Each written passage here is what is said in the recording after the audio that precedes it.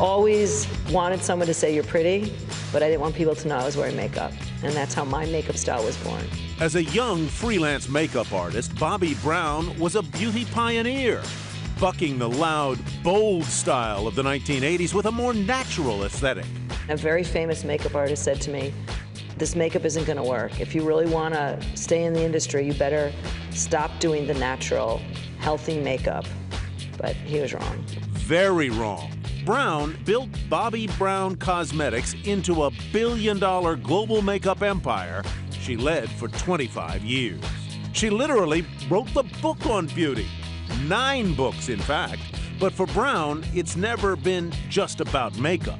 Brown's new venture, Just Bobbi, broadens that simple, elegant aesthetic to health, clothes, and lifestyle. A curated experience by a woman who says the secret of beauty is simple. Be who you are. Ladies and gentlemen, please welcome entrepreneur and author, Bobbi Brown.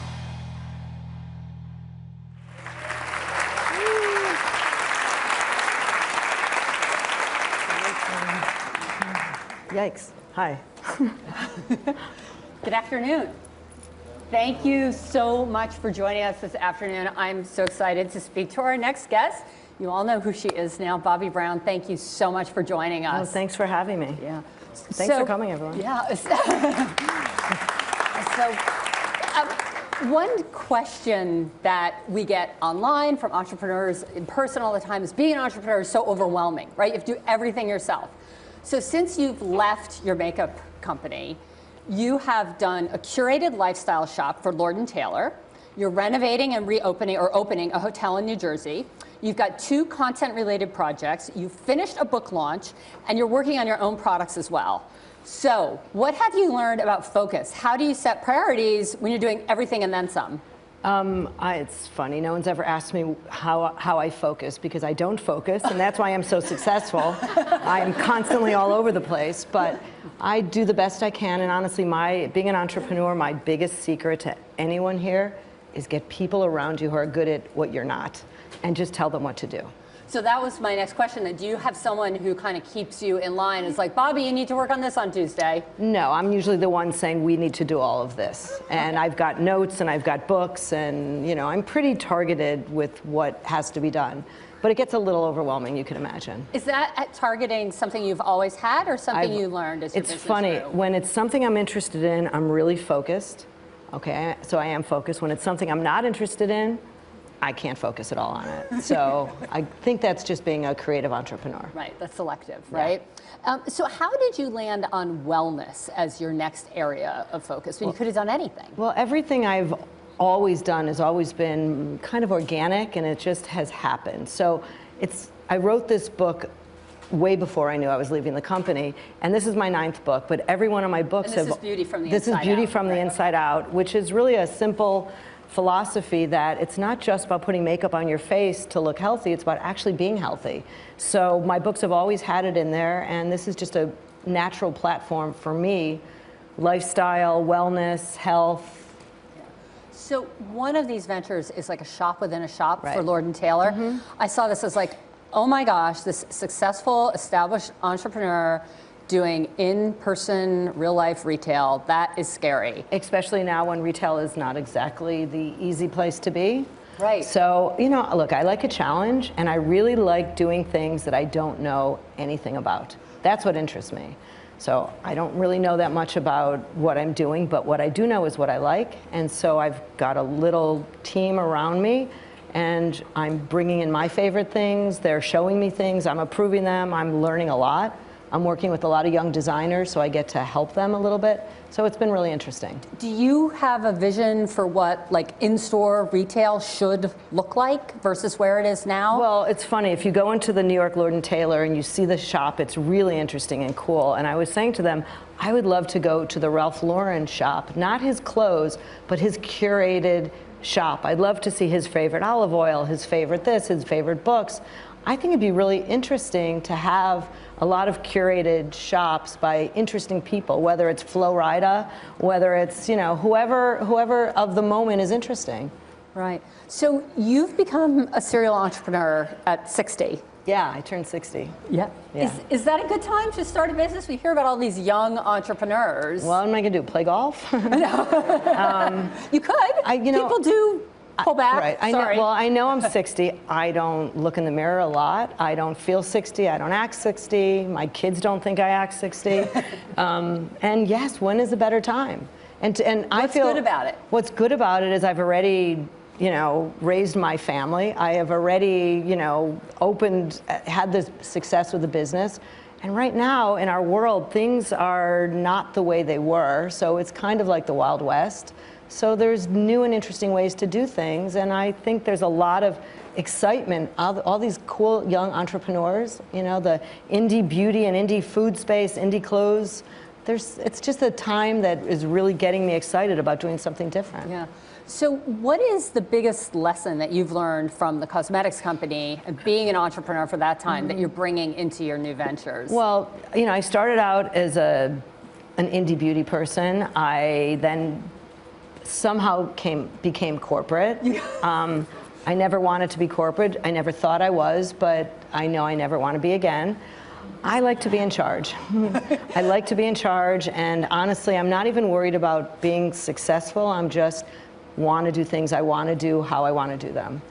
So when you said you liked being in charge, yes. Did you ever raise money for Bobbi Brown? No, my husband and I cleaned out our bank account day one. And so, I really believe that my new venture will kind of be similar. I don't know, we're not going to clean out our bank account. I'm just kidding in case my husband's listening. But we will self-fund everything. Do you recommend that for other entrepreneurs, that they turn down funding if they can? Everyone has a different path and pattern, so it's not fair for me to recommend, but I do know that there are so many ways to market and PR your business without hiring marketing PR people. We're in the world of social media, and there's just so many ways to do things without spending a ton of money. So you, just from what I've read, you seem to be the master networker. There's so many stories that I just ran into. I've been really lucky. I became the beauty editor of the Today Show because I met Jeff Zucker's grandmother at a book signing, and she said, do you want to be on the show? And I said, sure. And I was on the show.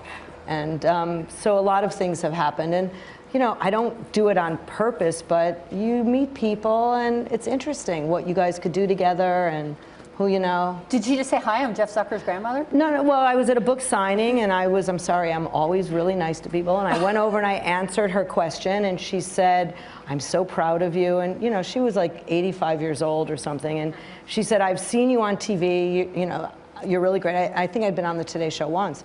And I said, she said to me, what would you like to do if you could do anything? I said, I don't know. I'd love to be a regular on the Today Show. I don't even know why I said that. She said, honey, Jeff Zucker is my grandson. And that's how I got on the show. So he came down. This is a true story. He came down. That was Friday. Monday he came down. He said, welcome. So nice to have you here. He said, what do you want? I said, can I be on every month? He said, sure. So he came down the next month, and he said, now what do you want? I said, can I be the beauty editor? He said, I don't know why not. He never came down the third month, so I never got paid for it. I forgot to ask for money. But 14 years on the Today Show really helped grow the business. Yeah. So you mentioned that there's ways to promote your business without spending a ton of money. Right. How did you get Bobbi Brown into stores, onto people's faces when natural makeup was an oxymoron? Well, I started the company with a lipstick, and then I made 10 lipsticks. And I only started the company because I met a chemist who said he could. Okay, how did you just meet the chemist? Do you see what we're getting at here? Yeah. I was at a shoot for a magazine, and I talked to everyone. I find people really interesting. And the guy came out of we were at Kiehl's, the pharmacy. He came out and he said, oh, I'm the chemist. And I said, oh my God, I love all this stuff. And he had a lipstick there. I didn't like the lipstick, but he said, I made this. And I said, I have an idea. I want to make a lipstick that isn't greasy, isn't dry, doesn't smell like my mother's lipstick, actually looks like the color of my lips. I said, in the meantime, I make it with a taupe pencil, a creamy pinky blush. I showed him. He said, I'll make it for you. And he made it for me. And then he called me and he said, how about we're partners? We'll sell it for $15. You get $7.50, I get $7.50. I thought, that's great. That's how it started. So how did you sell it, though? How did the selling part of it? Word of mouth. Well, then I made 10 colors because I realized not everyone has the same lip color, and some people like red and pink. I sold it to friends, to models. I told my friend who was a beauty editor at Glamour about it. She said, can I write about it? I'm like, why would you want to do that? Now I know it's called PR. I think I had my home phone in there. We got a lot of orders. I was a working makeup artist, had one kid at the time. My husband was in law school, and we would just put the lipsticks in a manila envelope, mail it to the people. There was no box, and that worked fine until it didn't work anymore. What made it not work? Well, when I was at a party and I introduced myself to the woman that was throwing the party, and I said, what do you do? She said, I'm a cosmetics buyer at Bergdorf. So I said, oh, I've got this line of lipsticks. And that's how I got into Bergdorf's. And then we realized we needed a real lab. And one day I was in the elevator. So the guy Kiehl's is still making these? No, he's not. One day I was in the elevator of my New York apartment, and I said to the girl in the elevator, hi, what do you do? She said, I work at a lab in Long Island City. I'm like, can I have your card? And that's where I made the lipsticks. And they still make the Bobbi Brown lipsticks today. I wouldn't let the company, after I sold it, use another lab.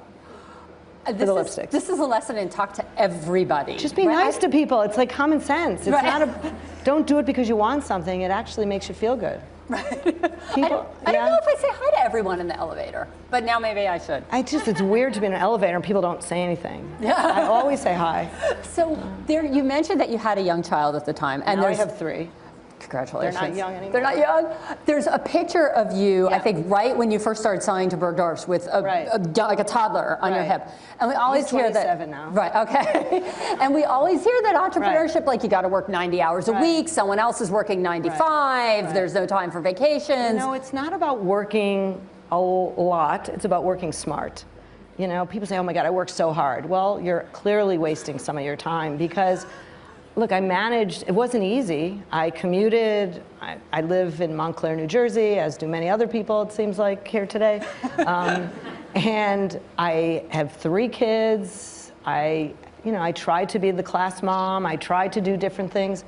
I had an office. So I somehow managed, I don't know how, but I did. Which is why I could never retire. I forgot to get a hobby. That's the one thing I forgot to do. Was there a point at which when you were selling the cosmetics at the beginning where you said, oh, I think this is actually going to work, this whole makeup thing? Well, at first I thought it was spending money, and then I actually asked a lot of people their opinion, and everyone loved it. I guess now they call that focus groups. But I just asked people's opinion, and I would go to the park and I would see all these different nationality women, and I would ask them to try certain things, and that's how I knew what worked on different skin colors. Didn't cost me anything, but I got instant answers. So that's how yes, I kind of knew, wow. I never knew it was going to be as big as it is now, and if I had a crystal ball where you said, this is what your life's going to be, I would have said, no way, Jose. I would have said no. So at the beginning, you did have a co-founder, right? Yes, we had, my husband and I started the business with 2 partners. Yeah. So what did you learn about choosing a co-founder from that? What would you tell this audience if they're thinking, maybe I should have a co-founder? Well, first of all, it's not easy, and it's honestly a miracle what we did, In terms of actually making the company work or getting along? Well, how many people actually get to create something and it becomes successful? Right. Like, it was amazing what we did.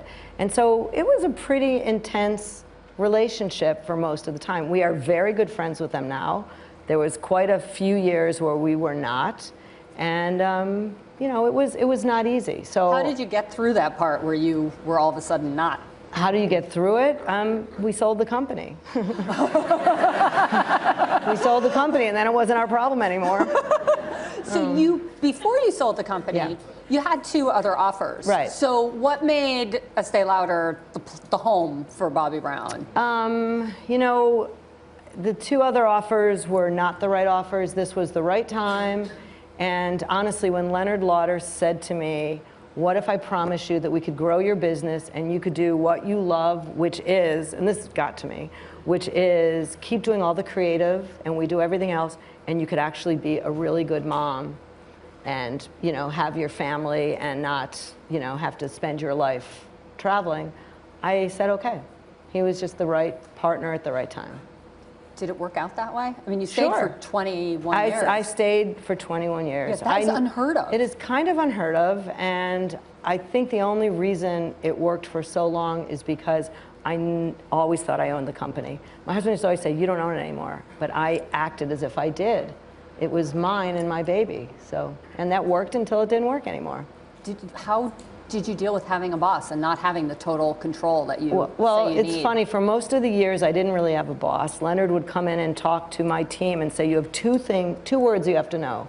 And he'd say, yes, Bobbi. You know? So for many years it was amazing. And you know, the last couple years were definitely rougher, you know, and I don't need to talk about, you know, how rough it was and how tough it was, but it took a lot for me to realize it was time to go. Right, you're very, you know, I was, you know, I used to mentally walk in with a roll of masking tape to fix everything for a while.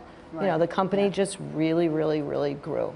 So another question that we just always get from entrepreneurs is, as your company grows, as you go from like your one employee to your who's your right hand to 10 to 100 to thousands in your case, how do you set the company culture and how do you maintain it once you can't know everybody's spouse and kids and everything else? Well, you know, I always had everything from, you know, holiday parties at my house. I did, you know, I had boot camp dinners with the artists. I did whatever I could. As it got bigger and bigger and you couldn't do it as much, we did what we could do. So we opened up, you know, a private Facebook for all the artists. You know, it's just about how do you communicate and how do you make a culture that you believe in. Health and wellness was really important to me, so we made a healthy kitchen. So we had a manicurist in our office that basically almost lived there, that we did not, the company didn't pay for, employees paid for her out of their pocket, but it was part of the culture that it was okay. Right. I had wellness speakers come in. We did as much as we can without a big budget to make the culture what I really believed it should be. Great. So we're getting some questions in from Twitter. Please continue to ask them with hashtag #IconicTour. So here's one. With the more complex and challenging retail space, what advice would you give entrepreneurs that are trying to work with department stores? You know, you need department stores, we need department stores, and you know, the same advice I'd give you for anything, it's not the only thing is department stores. I mean, there's Amazon, there's so many places to sell your products, there's QVC, there's direct to consumer. It's just like with anyone, just be creative and just look for an answer that maybe isn't evident. Yeah. Oh, here's the next one. Somebody has to help me with that. Okay, I'm a makeup artist. Thank you. I'm a makeup artist. Thank you. I'm not a makeup artist. MUA, I'm a moi. What's a moi? It's the beauty and the confusion of Twitter. Are you a makeup artist? Yeah, she's a makeup artist. She knows. Thank you. I'm a makeup artist. I'm a makeup artist. When did you begin to really understand your target market and how to influence them? The day I was born? I don't know. It's like my target market, everyone's like, well, what's your target market? I'm like, if you're a woman or some men like to wear makeup. So my target, you know, was always people that wanted to look good, that didn't want to look bad. You know, some people like to look bad with makeup. I mean, I'm sorry. Have you been on YouTube lately? Yeah, but I see that as like a different kind of makeup than what you would wear every day. It is right? I see that as closer to like a dress-up party. No, it's a contour crazy stuff is not my stuff. There we go. Yeah. Okay. When it comes to be yourself, how do you find out who yourself is? Well, honestly, here I am sitting here, you know, because I can't reach the ground. But you got the half lotus going on. I do. Great. Yeah, I do. But honestly, what is be yourself? It's do what is right and what feels natural. And you know, women always want to say, or people want to say, how do I become confident? What is confidence about? All confidence is that you're comfortable in your skin. And that comes with age. You know, you don't get that when you're in your 20s. I don't think I actually really got it until I was in my 50s. Like true, this is who I am, you don't like it, I'm so sorry. There's somebody else you but can you're talk not really to. even sorry. No, I'm not sorry. Yeah. No, I'm not sorry. Oh boy. Yeah. Here's a killer. Okay. All right. What is your definition of having it all? I have it all, I have to say. I'm really lucky. I have a happy marriage. I have 3 amazing sons. I have a couple girlfriends, and if I don't have time for you this week, I promise in a week I'll be around. You know, so I get to do creative, fun things. I don't know, what I don't have is probably quiet time, which is what I need. So, you know, I need to meditate, and I put it on a list somewhere, but the truth is I lost the list. Right. So I got to find the list, and then I got to meditate. How about now? It's on page 27 of the to-do list, right? Okay. How do you go from small mom and pop to global empire? Is it by hiring more or getting more investors? We talked a little bit about the investors. Neither of that. Neither. No. Neither of that. It's not about more investors. It's not about hiring more people. It's just about doing what has to be done to make sure that it's different and better and quality and people know about it. So yes, you could certainly take more investors, but then you're diluting what you're doing. I'm probably not the person to talk on this subject at this big financial, you know, summit, because I believe in just doing things organically. So you also mentor entrepreneurs. I do. So we were talking earlier, you said that you often give them the same advice that seems to be related to this. Right, because a lot of, you know, I talk especially to a lot of young women come to me and they have companies and they're like, I've got an angel investor, I've got a first seed, I don't even know what these things are, by the way, second seed, whatever all these things are. And I'm like, okay, and I'm making new this, and I'm like, okay, stop for a second. How much have you put in? She said, my entire money. I said, all right, so, she goes, but I have to make new things. Start selling what you have. Make sure that people like what you have, and start spreading the word via your friends, via your Instagram. Have people wear your things. Like, there's things to do before you completely put yourself in debt for the rest of your life. And also realize you're where you're supposed to be now. Like, you're lucky you found your passion. Just keep doing it. Thank you. How has the power of curation and partnerships elevated your brand to a lifestyle brand? I don't know. We'll see. It's like, it's pretty new. I mean, the cool thing about the curation thing is you could literally find something you like, and in a week or two, it's in the store. Right. Like, that's, you know, making products takes a long time. So that's really interesting for me. What are you doing with the hotel? Like, what needs to be changed about hotels? Well, I travel a lot, and you know, where I used to stay in kind of big, giant, you know, fancy hotels, I've kind of enjoyed better staying at smaller, simpler things. So the hotel, it's only 32 rooms, and it's about the customer's experience from when you walk in the door, when you call on the phone, about knowing everything there is to know about the area, about being comfortable in the rooms. If you want a cup of tea, you should have your own teapot. So it's a lifestyle concept brand, and it's about someone, you know, coming into a hotel and being really simply comfortable. And it's one hotel. No plans to do more than one hotel. Got it. Good. Thank you. With the rise of indie brands, where do you think is the most important place for heritage brands to focus? Well, go back to the beginning. You know, go back to the beginning and make sure that you're not just a brand that's trying to beat the market and trying to do what everyone else is doing. Stop, focus, look at what you are, and go back to the, you know, the origins of the brand, and make sure everyone understands your point of difference and how you're better. That's all. So before we get to the next one, I wanted to ask you, what do you look for in a hire? Actually, someone that I actually enjoy talking to during the interview. That's the first thing. And that just a conversation that flows in, someone that you could tell is so excited and so eager about being there.